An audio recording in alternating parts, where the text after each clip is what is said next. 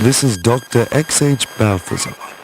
I am broadcasting for the first time out in the field as I begin to investigate a paranormal anomaly. I am still becoming acquainted with this new contraption we have set up in the forest. Thank the Lord Mr. Jenkins is here to help me. I would not have known where to start with this equipment. We are broadcasting to you live right now from the greater Greenwoods, located in northern Maryland. We have ventured past the old meat processing plant and now sit at the edge of what I can only describe to be this descending portal into the earth. I don't know where it leads, as I haven't built up the courage to even approach the opening to peer in. However, the darkness that John on the tape relayed is more than accurate. We are currently preparing for my entry into the pit. I will be going in alone. But before I descend, I would like to present something I have found. I did a bit of research into this area and found there to be a lot of anomalistic activity recorded in the archives. These tales of strange characters and occurrences date back to before the settlement of this town. I had to do a bit of digging in the archives and found that the families who begun to establish roots had a run-in with the very orifice that lays before me. The reading I shall recite to you comes from the Journal of a Puritan Man. This ledger has been preserved by the Maryland Historical Society as an artifact of paranormal activity. The date of these writings is believed to be in the early 1700s. I shall read now. The winter has been long and harsh on us, but we will get through this with the Lord as our guide. My family and I have found a small piece of land to settle upon. There are other families in the area, but there is enough room for all of us to share. We hope to see fertile land once spring arrives. With time, we will be able to build a home in this land. The snow has melted, and we can now finish the last touches to our new home. The roof needed to be readjusted from a few mighty gales that have rolled through the past few months. Annabelle has begun to speak with some of the other wives in the area about raising livestock. I have not seen any wildlife in these woods. It is quite terrifying to think that some place so full of life could be so dead. However, I hope to procure a few animals. May God hear our prayers and bless us. I woke up this morning to the sight of what seems to be wolf tracks circling our home. I can only distinguish one, but it must be the alpha of the group. A sign of life. Thank God for this blessing, as we are sure to survive the oncoming years. I have tracked the wolf deep into the forest.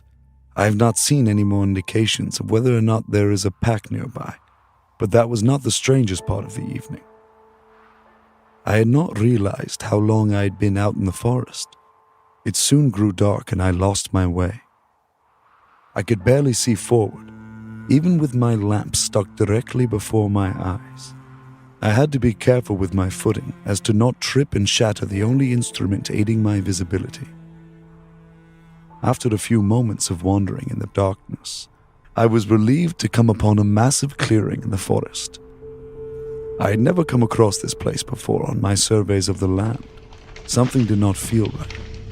There was someone watching me. I could feel myself slowly declining on the grass as I approached the center of the clearing. I soon saw what was causing the disturbance in the back of my mind. There was a massive pit that seemed to extend into infinity. I turned to look towards the pit, and there, standing at the edge, was a massive heifer. She even had a bit and lead tied around her mouth. At first, I thought maybe it was a sinister joke, but there seemed to be no malevolent trickery behind this gift. I grabbed the animal's lead and led her towards our homestead, which was surprisingly easy to find. My wife cried out of happiness when I brought home the answer to our prayers. I have been back to the spot with the hole in the ground a few times now, and each time I can feel myself wanting more to go down into its depths to discover what it has to offer. The yearning to discover who is offering these animals is driving me mad. We received word today that Samuel Johnson, who lives not far from our home, has gone missing. He too had been to the hole in the ground once. They sent out a search party, but I knew exactly where he was. I went to the pit. There he was, right at the entrance, a piercing stare. I felt as if he could see my soul. I felt fear rising deep inside my stomach. I fled. My family and I are leaving.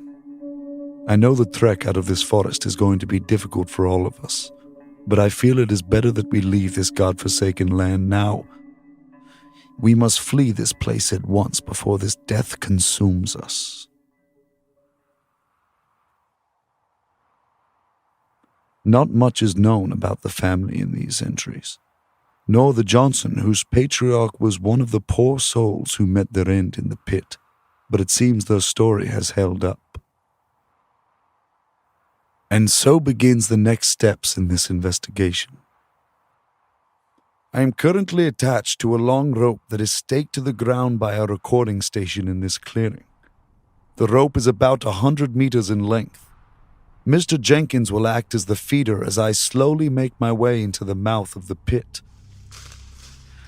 I am not sure how deep this pit goes, but once I have about 15 meters left, Mr. Jenkins will yank on the rope to let me know it is time to ascend.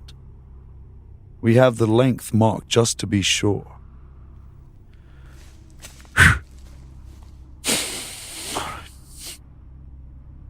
I hope all of you are staying nearby your radios.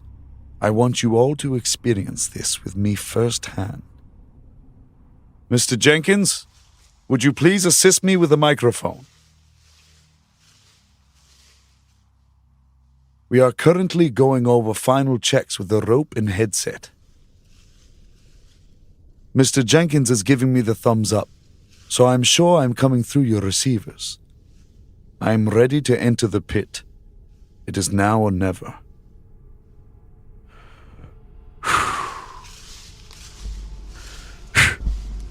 I have begun to move forwards towards the entrance. It is pitch black. I am switching my flashlight on. I am at the edge. I am lowering down into the pit. I have descended a few feet underground. There is a strange sound coming from deep within. Perhaps it is... I will keep on my descent. I believe I have to the bottom. I do not see much, but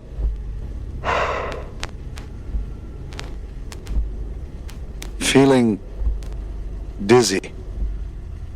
Someone there.